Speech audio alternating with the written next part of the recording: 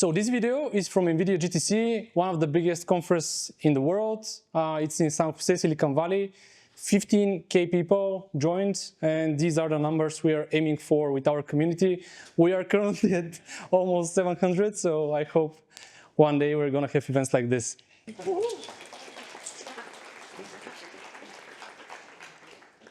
Who is here for the first time? Wow, so many people. Okay.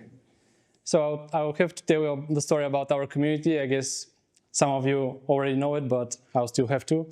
So last year, together with my co-founder Ilya, we went to San Francisco for the conference of OpenAI.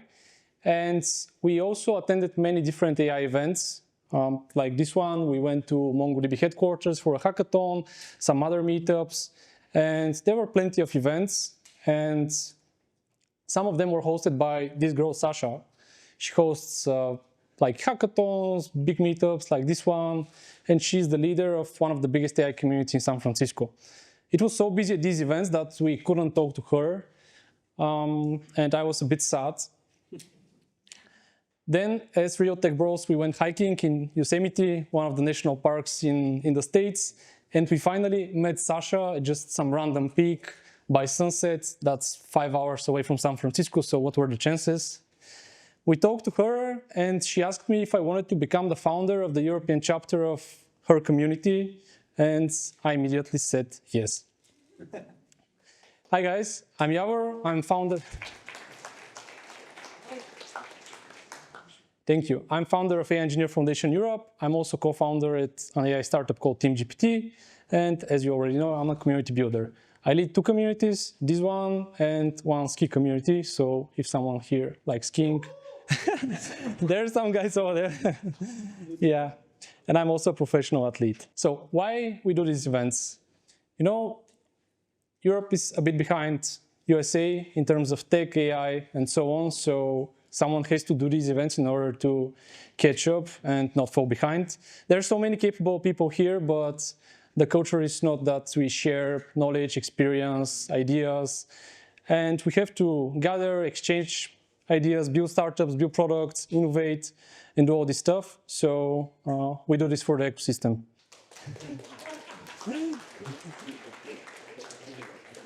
Yeah, just have in mind that we have to leave at 10, so. 1 year later, we've organized 41 events, and we have, as you already know, around 700 people in our community. And here are some pics from previous events. This one is in Campus X right here. This was a hackathon we organized a month ago. Is there someone here who came to the hackathon? Okay, a bunch of people, nice. So it was a very nice hackathon, 200 people joined, 40 projects. It was very, very cool. We had also an AI quiz last year. It was fun. We also have weekly meetups where we network. Sometimes we have small demos, show what we do, and so on. So it's very good for networking and exchanging ideas. I also spam you a lot about the events. I'll ask you to come to our events because we host these events, but without you, there's nothing. So yeah, I'll be very happy to see you at our next events. So let's see the agenda. The first checkbox, it's ready. We did network and had some pizza. For the next 20 minutes, you'll be looking at my slides. Then we've got Ilya, who has prepared the keynote, which I haven't seen though. And then we have some more time to discuss the keynotes. So let's delve into the keynote. Delve, yes. Okay. So how many of you have been to Silicon Valley? Okay, 6 people? Okay. Well, let me tell you about it. First, it's in the United States, in California. It's very far away, the other end of the world, 10K kilometers away. 10-hour difference right now. It's like 9 in the morning, 9:30. And it will take you a 13-hour flight to get there. San Francisco Bay Area. So San Francisco is at the West Coast. There's a very big bay there. It's called the San Francisco Bay Area or the Bay Area only. There are 9 counties. It's not that big in terms of area, but there are 8 million people. It's very dense. And the GDP of the Bay Area is 7 times bigger than Bulgaria's. So how did Silicon Valley, by the way, Silicon Valley is right here in South Bay. This is where all it started. So how did Silicon Valley become the tech hub of the world? It started back in the beginning of the 20th century in Palo Alto. This is Stanford. But even before all the tech happened, California had been very, very innovative, thanks mainly to Stanford. So it's founded back in 1885, and this Stanford in 1906 after a very big earthquake, which destroyed like 80% of the buildings in San Francisco, damaged more than 200 buildings in Stanford. And Palo Alto is also home of HP. It's very close to San Francisco, like 1 hour drive. Many people live there. On the earthquake topic, last week we experienced an earthquake in San Francisco. It was very close to San Francisco. We didn't really feel it, but we got an emergency alert about a tsunami. There was no tsunami, obviously, but it was, it was funny. So in Stanford, there was one person who is called, he's known as the father of Silicon Valley, and he was actually the person who was nurturing people to do startups, build products, and not work for someone else. And this is the main reason everyone started building startups. This person is called Frederick Terman, and he was Dean of Engineering at Stanford. Later on, during the World War II and Cold War, the governments of the states needed some help with military tech and so on. So this is how HP was founded. HP was founded to build some military tech for the government. This is the garage they founded HP at. Currently, it's in Palo Alto, and it's an open museum. So if you ever visit, yeah, you can go. Later on, in the 50s, the silicon semiconductors were invented, and this is super important for all the devices we currently have. All of them use silicon. So without this company, Fairchild Semiconductor, it wouldn't be possible. They're not the ones who invented them, but they're the ones who accelerated all the development of these chips. And thanks to them, we have all the technology starting back from them. Later in the 70s, a lot of VCs, venture capitalists, started investing in tech startups. This is the first VC in the States, Arthur Rock. He's still alive, 90 years old today. He's the first investor in Fairchild. He's the one who believed in this technology, in this engineering.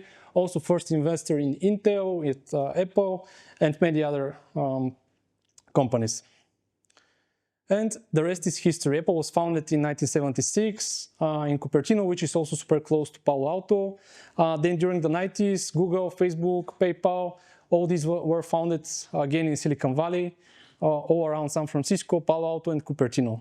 Today, the best VCs, the best universities, and the best startups are in Silicon Valley. Today, people estimate, I don't know how they estimate this, but it's a good number, 30K tech startups, 160 unicorns, 20 billion funding is raised by startups, which is like 20% of Bulgaria's GDP, which is also very impressive. 38 out of 500 Fortune 500 companies are in Silicon Valley. You see only big names.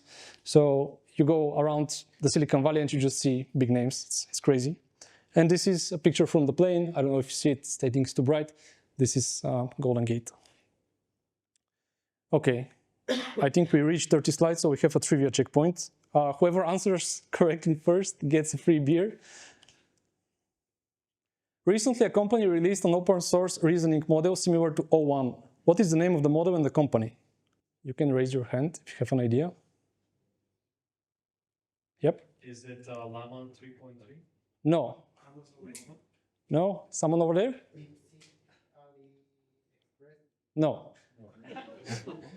Next one then. You done with you? Yes. Great job. Who are you? Can you raise your hand? Congrats, applaud. I'll get you a beer. Yeah, it's a Chinese company, and they released 32 billion model, kind of similar to O1. Okay, so we host these events, but I guess you're wondering, what do SF They call it SF in San Francisco. If you say San Francisco, it will be obvious that you're not local. So what do SF AI events look like? This is an unstructured meetup at Airtable's office. Most of the events are hosted in offices of the companies. They want to promote themselves, so they give the venues for free. We don't have that culture here. It's very hard to find a venue for free. But the format is pretty similar. To be honest, I've copied it completely. People just go there, have some pizza, some drinks, networking, then they have a few speakers, and they have networking again. So it's a very good format, in my opinion. This is in Palo Alto, kind of smaller community than ours, but they meet like every week, and they have these lightning talks. We also copied this last season, so it's a very cool concept. Random people from the community can present some stuff, what they work on, their startup, their ideas, looking for founders, looking for funding, and so on. Ilya also presented there, which was cool. We also attended AI Design Lodge. It was hosted by our investors, True Ventures. It was at their office, and it was a panel discussion between head of design of Anthropic, head of design of Perplexity, and head of design of ChromaDB. It was interesting that they had head of design of ChromaDB as their vector database, so wasn't sure what she was doing, but yep. And by the way, an interesting highlight from this event is that all these designers were technical, so I guess most of the designers here in Europe are non-technical, but the guy from Perplexity told us that he coded the whole front end of Perplexity, and when we asked him, what is the process of developing Perplexity? Well, I'm the designer, I just go there and experiment, I code it myself, I do the design as well, so it was very, very interesting. This is from SF Demo Nights, which was a very big event, like 300 people. There were 10 startups that presented their products. There were some awards afterwards, and it was crazy.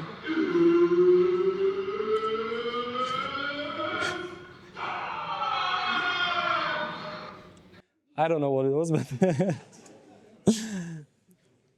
yeah, it was hosted at Shack 15, which is a very cool co-working space. So what are the highlights from these events? I'll start from the previous year, from our last visit, when people were talking about building racks. How many of you know what a rack is? Okay, nice. Almost everyone. Rack is the system which helps you use large amounts of data with your LLMs, basically. So people were also talking about evaluating racks. And finally, RAG. Everyone was talking only about RAG. This was the only thing that existed in San Francisco last year. Everyone was crazy about it. And it was very interesting because here nobody knew what RAG is. This year, some RAGs, they have upgraded to graph RAGs. These are hot now, which basically is something like a knowledge graph. And all of them are desperately fighting hallucinations. Building a nice RAG is an unsolved problem, so people can't trust it. They're fighting hallucinations of the LLMs constantly. So then they built another product to evaluate the RAG, capture some hallucinations, and so on. But this wasn't the hottest thing right now.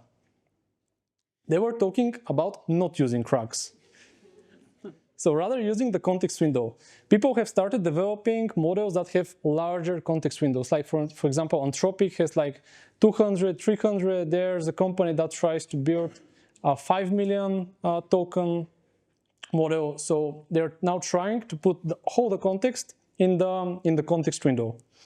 And that's the reason why, for example, Anthropic doesn't do RAG. You upload the file and they put all the context within the message. And that's the reason they have introduced prompt caching, because they send the same content all the time. So they do some kind of caching on the backends in order to make it cheaper.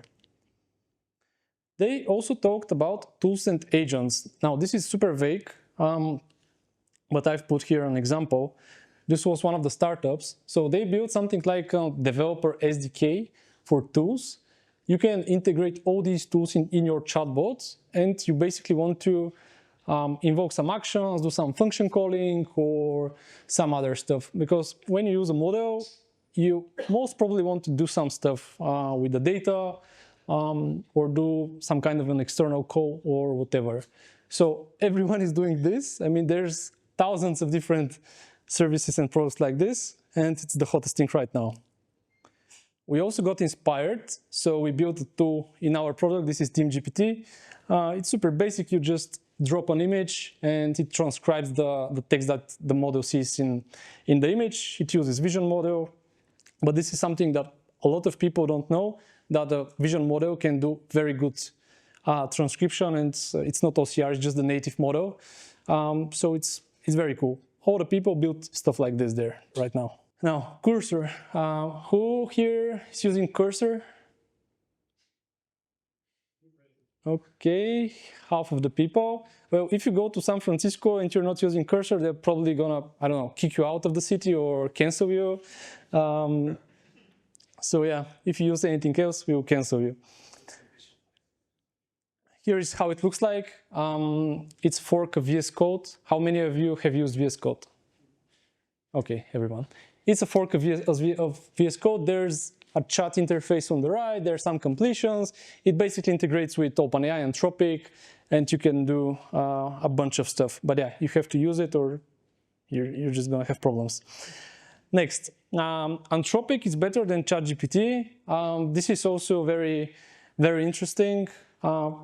Because OpenAI were the first innovators in this space, everyone, is stick with them, and it's very hard to change. But Anthropic have developed this super good model, Claude 3.5 Sonnet. How many of you have tried it?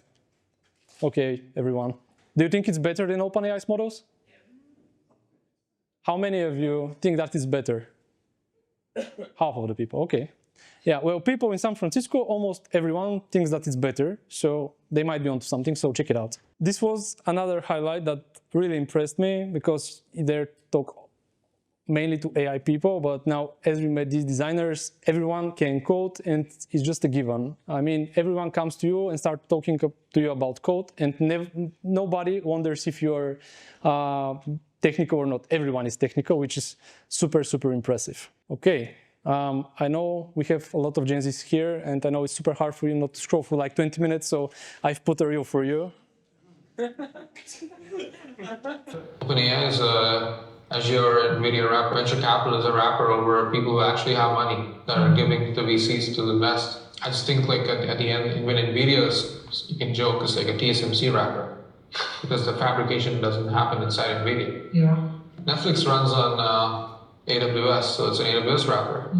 So there are like wrappers at all levels. It's just you don't realize it because they've given you so much value that you don't care. This is the CEO of Perplexity, very cool guy. You have to listen to some podcasts with him. He said this event is just a wrapper of Campus X, which is... I don't know how to feel about it. Okay. What do billboards in SF look like? This is really funny to me. This was on the road to the airport. You see only big names. There aren't many billboards here of tech companies, but there everything is just tech company. This is Notion. Then we've got Hive. Look at this. I don't know if you can see it, but just like two dogs, and one says real, the other says fake. Then is AI is easy to productionize. What is this? Agent Force with some agents. Easy as pie, this is Canva. V0, how many of you are using V0?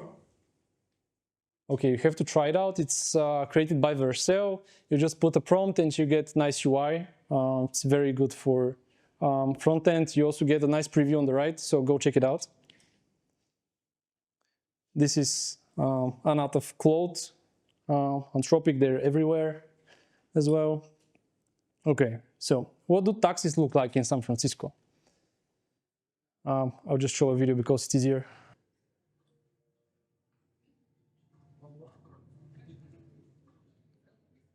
Okay, yeah, you get the idea. There's no one in the driver's seat. The service is called Waymo One. The company is called Waymo, founded in 2009 by Google. They operate for now 10 years in San Francisco, Phoenix, Los Angeles, and Austin. What they do is train these cars on specific maps. This one is obviously trained in San Francisco map, and it's just an Uber, but without a driver. You download the app, you call the taxi, it comes, it picks you up, then it drops you, and then it goes. And they're everywhere. They're, I think, 100,000 rides per week or something like this. 7 million miles, only 3 injuries for 10 years, which is like hundreds of times better than humans. They got 6 billion of funding, and it's a very, very hot company in San Francisco. As you can imagine, I was wondering, have they solved the edge cases? Because there are thousands of edge cases when you're driving. So I couldn't catch a Waymo doing some bullshit, but here's a video from... The Waymo is stuck because the Waymo is trying to go behind the Amazon, but then it's stuck behind the Waymo, and oh my God, there's another Waymo. What's everybody gonna do? What is a Waymo standoff? What is gonna happen? What's happening, folks? What's happening? Who's gonna win? I cannot walk away now. I'm way too invested.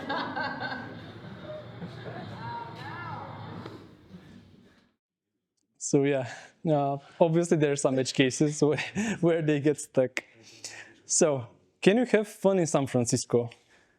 Well, coding is fun. This is what you can do there. But no, there are some parties where all the tech bros go. You can meet some very good developers in these parties. I don't know if you can see something there, techno parties. They've got very good visual effects. Some of their AI, which is quite cool. So it was very, very interesting experience. Next, do you know these guys in the middle? Anyone? Yes. No, not us, but they roasted many people. Yeah. So these guys are from the Tech Roast show. It's a comedy show. These 3 guys are very technical, know all the stuff about all the VCs, all the products, all the companies, all the technology. So they just stand up in front of the audience, and they start roasting random people from the audience. And it's very funny. I cannot describe it, so I put a video. Okay, company in roll. That is a first for the show. Yeah, usually you don't announce yourselves. You introduce yourself. Sure. There's a lot more people here than I was expecting. You do not sound natural. Are you GPT-5? You're not narrating a game of baseball. Just introduce yourself casually, conversationally. So my name's Hart, spelled like Kevin Hart. You guys like jokes, right? You were chill for a second. How much money do you make? We all know, just say it out loud so everybody can hear it. 200 to 800K. $7.99, guys. That's fucking cool, man. Look at that. What's your day-to-day? A lot of math, a lot of programming, very exciting stuff that you guys can make fun of. I don't understand your energy. I'm glad you calmed down a little bit. But have you been empathetic, or are you not on that team? Empathy's a different word. I'm trying to warm up for the real competition. Yeah, don't use all his tokens now.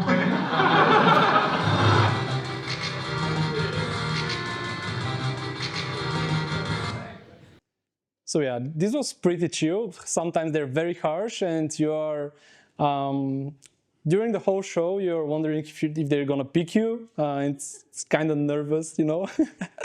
But yeah, it's very, very good. This guy was roasted like 15 times during the whole show. His startup does something like interview cheating. While you're getting interviewed, you see the answers on the screen. So he was called a fraud company and whatever. So it was he was very roasted. Okay, so what do streets of San Francisco look like? So you can just get an idea. You don't want to live anywhere near downtown, and I guess many of you will go there after this keynote, so just wanted to mention. I'm not putting images from there because they might be they might be a little bit disturbing, but there are a lot of homeless people, and just be careful during the night. It might be kind of scary, but during the day it's okay, so don't worry. These are some pics. This is LinkedIn headquarters. You just go around the city and see some big names, headquarters, offices, and so on. This is the town hall. This is a picture from the Salesforce park.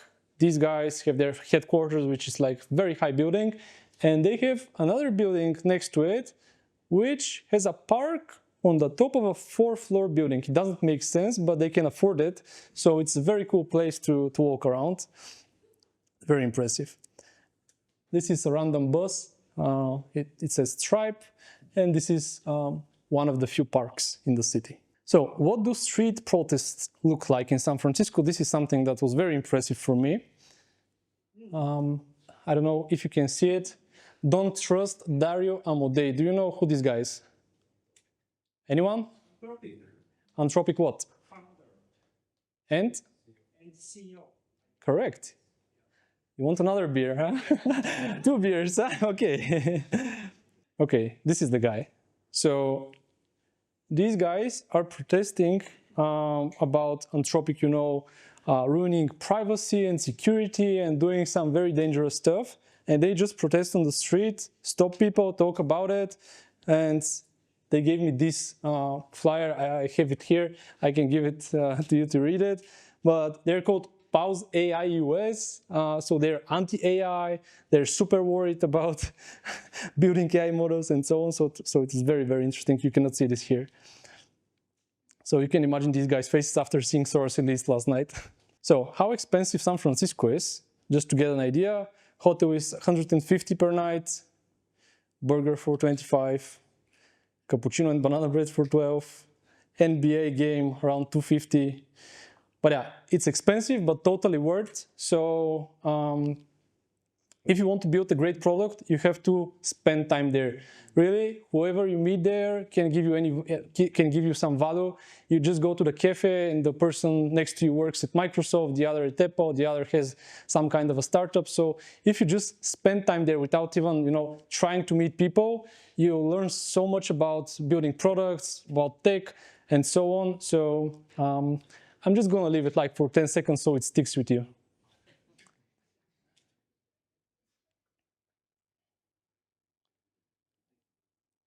Yeah, that's from me. Thank you so much.